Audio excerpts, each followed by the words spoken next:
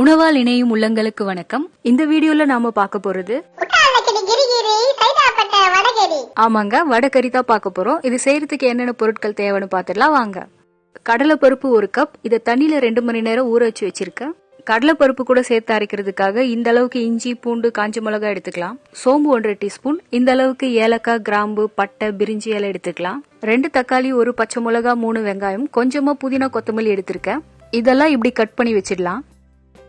அடுத்து 1.5 டீஸ்பூன் மிளகாய் தூள், 1 டீஸ்பூன் தனியா தூள், 1/4 டீஸ்பூன் மஞ்சள் தூள், இஞ்சி பூண்டு விழுது 2 டீஸ்பூன், தேவையான அளவு உப்பு, அப்புறம் தேவையான அளவு எண்ணெய். முதல்ல ஊற வச்சிருந்த கடலைப்பருப்பை தண்ணியை வடிகட்டிட்டு அரைக்கிறதுக்காக மிக்சி ஜார்ல போட்டிருக்கேன்.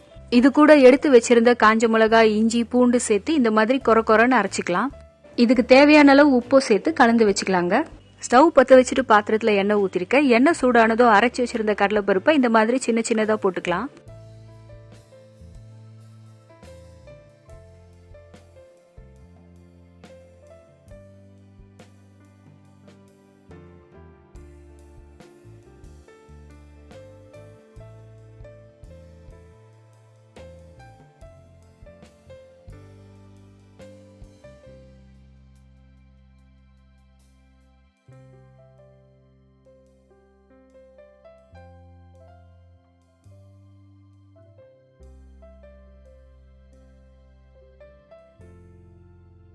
இப்ப இதெல்லாம் பொன்னிறம் ஆயிடுச்சு, எடுத்துக்கலாங்க.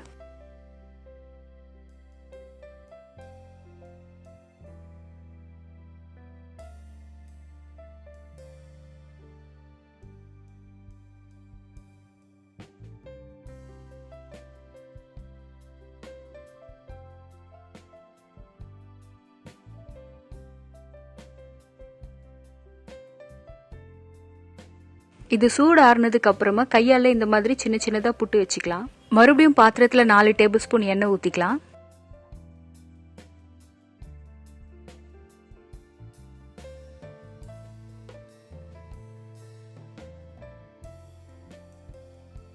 இப்ப இதுல சோம்பு, பட்டை, கிராம்பு, ஏலக்காய், பிரிஞ்சி இலை போட்டுக்கிறேன்.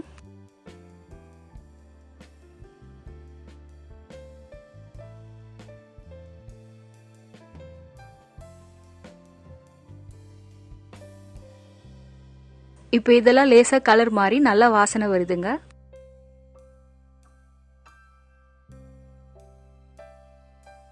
இது கூட கட் பண்ணி வச்சிருந்த வெங்காயம், பச்சை மிளகாய் சேர்த்து வெங்காயம் கொஞ்சம் பொன்னிறமா ஆகுற வரைக்கும் வதக்கிக்கலாங்க.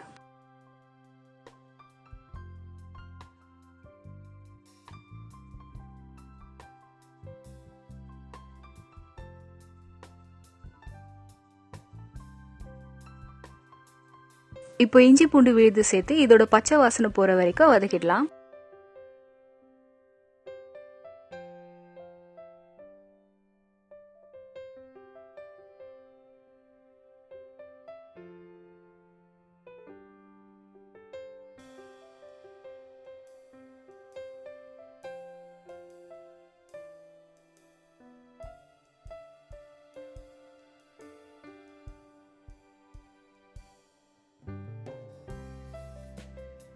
கட் பண்ணி வச்சிருந்த தக்காளி சேர்த்து நல்லா வதக்கிக்கணுங்க.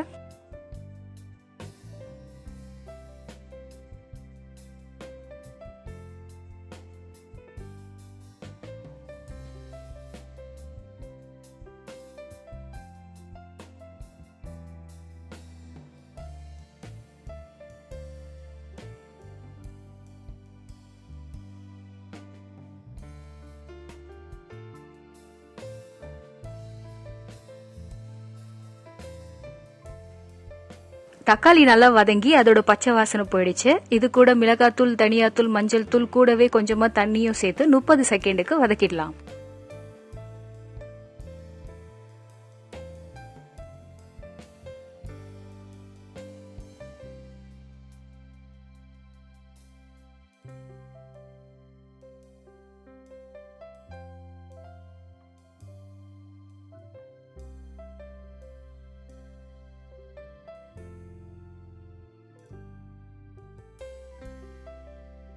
இப்ப 5 கப் தண்ணியும் இதுக்கு தேவையான அளவு உப்பும் சேர்த்து நல்லா கொதிக்கட்டும்.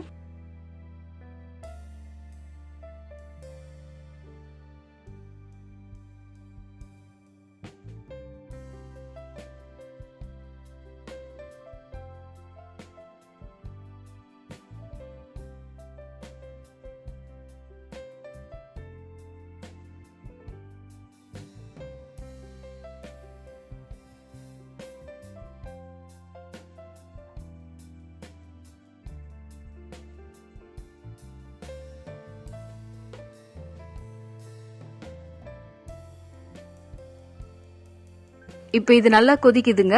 பொரிச்சு ரெடி பண்ணி வச்சிருந்த கடலைப்பருப்பை இதுல சேர்த்துடலாம்.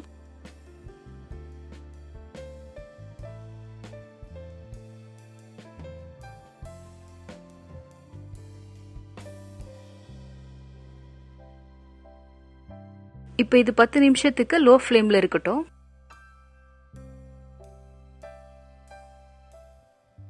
இப்போ பாத்தீங்கன்னா இது ஓரளவுக்கு திக்காயிடுச்சு.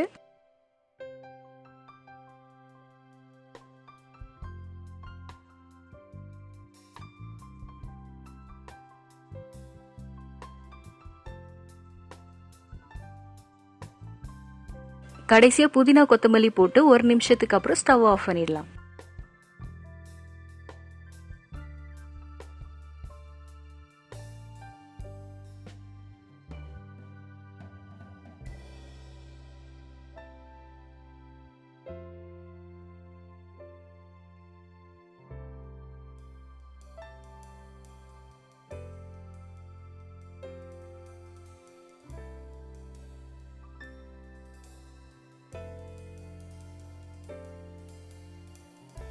வடகறியை பொதுவா இட்லி தோசை கூட சேர்த்து சாப்பிடுவோம். இது ஆப்பம், இடியாப்பம், பூரி கூட சேர்த்து சாப்பிடும்போது இன்னும் சூப்பரா இருக்கும். நீங்களும் ட்ரை பண்ணி பாருங்க.